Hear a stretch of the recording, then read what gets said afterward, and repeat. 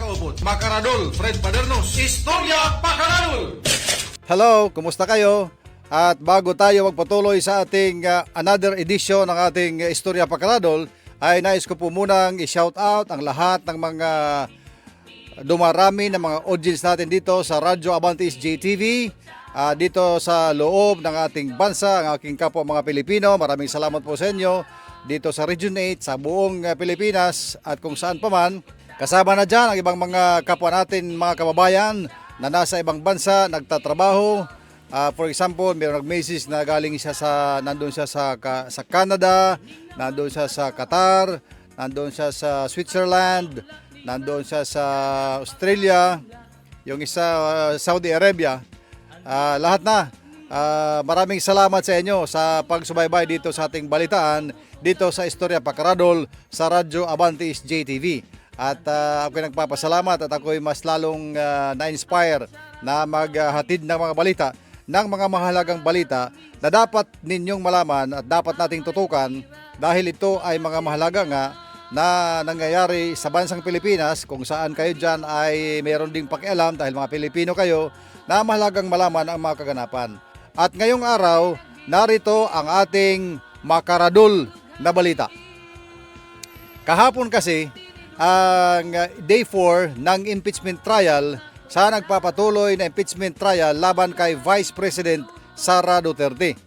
At maraming oras ang kinain ng trial dahil yun ay pagsasalang ng testigo at pagkatapos may salang testigo, ito naman ay i-cross exam ng defense. Ibig sabihin pagka-defense ay ito yung mga abogado ng akusado. And in this case, ang mga abogado ito ni Vice President Sara Duterte na siyang akusado sa Article 4 dito sa impeachment trial, yung threats and inciting to sedition. Yan ang Article 4 na inuna sa pagtatalakay ng impeachment trial court. Ang nangyari sa day 4 kahapon, July 13, 2026, ay nakatuon sa Article 4 ng Articles of Impeachment. Ito ay yung patungkol sa grave threats at acts of sedition. Ang mga naging ebidensya rito, ang naunang ipresenta na yung mga video statement ni Vice President Sara Duterte laban kay PBBM, Presidente Bongbong Marcos, at Lisa Aranita Marcos, First Lady, at ng former House Speaker Martin Romualdez. Ano ang mga nangyari? So ito mga nangyari, nagpapatuloy ang presentasyon ng ebidensya ng prosecution sa ilalim ng Articles 4, grave threats yan, at ang acts of sedition. Ulitin ko, yung Article 4, ito yung grave threats at acts of sedition. Isinalang naman ang ikalawang testigo ng prosecution na si National Bureau of Investigation Director Attorney Jeremy Lotok. Isang waray-waray. Ambot la kung taga din kung taga Tacloban, basta waray-waray ya kay nagwawaray-waray nga ni hirangan ni Attorney Ligutan. Si Attorney Ligutan naman ay naiulat na nahisumat nga taga Bungto itong Carigara Leyte. So certified kay nagwawaray-waray Attorney Ligutan. Winawaray-waray niya si Attorney Lotok na kanyang testigo. Nagwawaray hiraduha, pero diri the entire proceedings. Mga greetings la, mga adlib-adlib la. Nakikita mo naman dyan, pag nagwawaray, talagang waray-waray ang dila, ha? Ako lang itong Tagalog na tunog waray-waray. Waray-waray talaga ako. Kaya lang ako nagtatagalog, para ito sa for the benefit sa buong Pilipino na iba-ibang lengguwahe, ngunit nagkikita-kita sa isang lengguwahe, nagkakaintindihan sa ating Filipino language, itong ating sariling wika na Pilipino. Ayan, ha? So, si NBI Regional Director Jeremy Lotok, ang ikalawang testigo, expert mula sa NBI na isinalang kahapon. Itong si Attorney Lotok ay siya ngayon ang director ng BARM, Bangsamoro Autonomous Region in Muslim Mindanao. Siya ang director noon. Pero nung mangyari itong mga video statement ni Vice President Sara Duterte, siya noon ang chief ng Cybercrime Division ng National Bureau of investigation. At siya rin ay kasama sa nag-imbestiga sa mga video na yan, kaya siya ay isinalang bilang pangalawang testigo dyan sa nagpapatuloy na impeachment trial laban kay Vice President Sara Duterte. Nagpatotoo si Atty. Lutok sa pagsusuri ng NBI na mayroong nakita na prima facie evidence o sapat na batayan upang magsampa ng reklamo na grave threats at inciting to sedition laban kay Vice President Sara Duterte.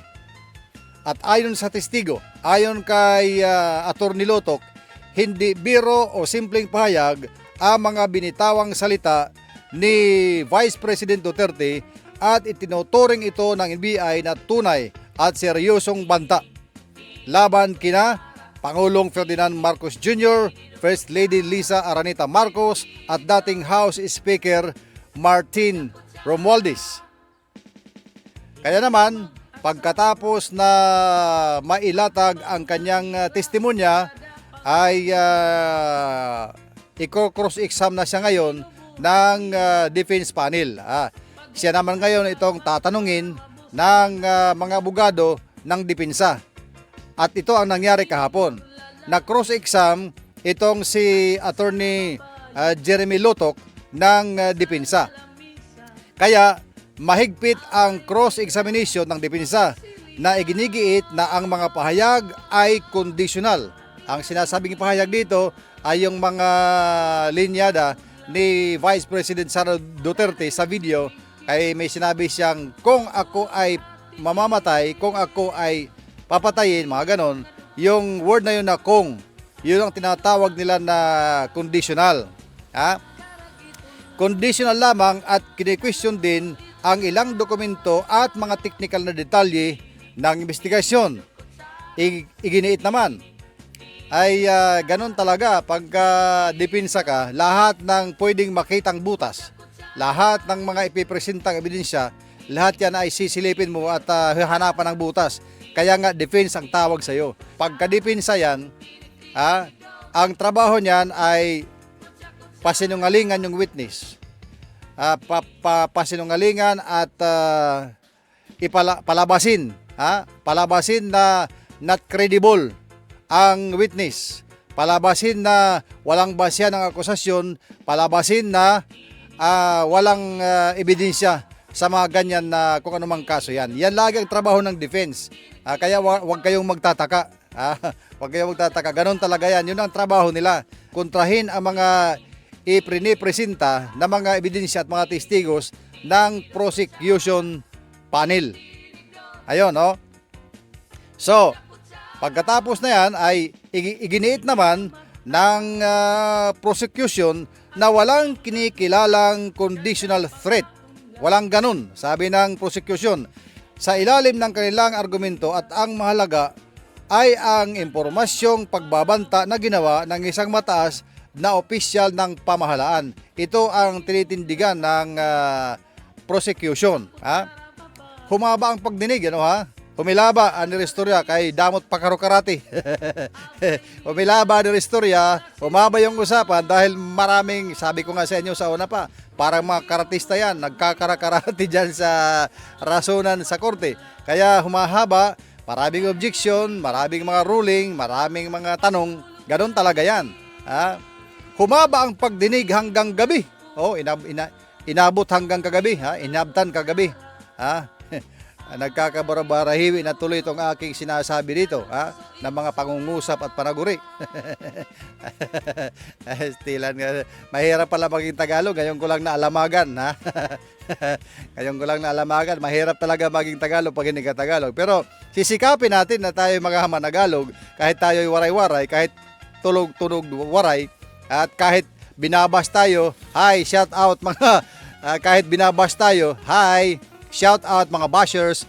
Thank you for watching and thank you for bashing. Ito humaba ang pagdinig hanggang gabi dahil sa mahabang pagtatanong ng depensa at ilang mga senator judges. Itong mga senator judges ay hindi ko malaman kung ito ay defense lawyer or judge. ay lalo-lalo na ito si Senador Peter Alan Cayetano at si kapatid niya, si ate niya, si Senador Pia Cayetano. Sa naging kabuuan ng Day 4 impeachment trial ay nakasintro ito sa pagpapatibay ng prosecution na ang mga pahayag ni Vice President Sara Duterte ay bumubuo ng grave threats. Habang sinisikap naman ng depensa na ipakitang hindi sapat ang batayan ng National Bureau of Investigation upang sabihing may naganap na krimen. So yan ang naging kabuuan ng Day 4 impeachment proceedings kahapon, July 13, 2026. At ngayong alas 2 naman, ngayong araw, July 14, magbabalik ang sesyon ng impeachment trial court. Ganun pa rin yan, alas 2 sa hapon, magbabalik yan. At muli nating tututukan kung ano pa ang mga mangyayari, sinong isasalang, sino ang gigisahin o i-cross exam at mga ganon. At yan ay malalaman natin sa pagpapatuloy natin pagtutok dito sa mga makaradol na balita. Dito lang yan sa Istorya Pakaradol. Maraming salamat at hanggang sa muli nating pagbabalita mamayang kaunti. Tinig-tinig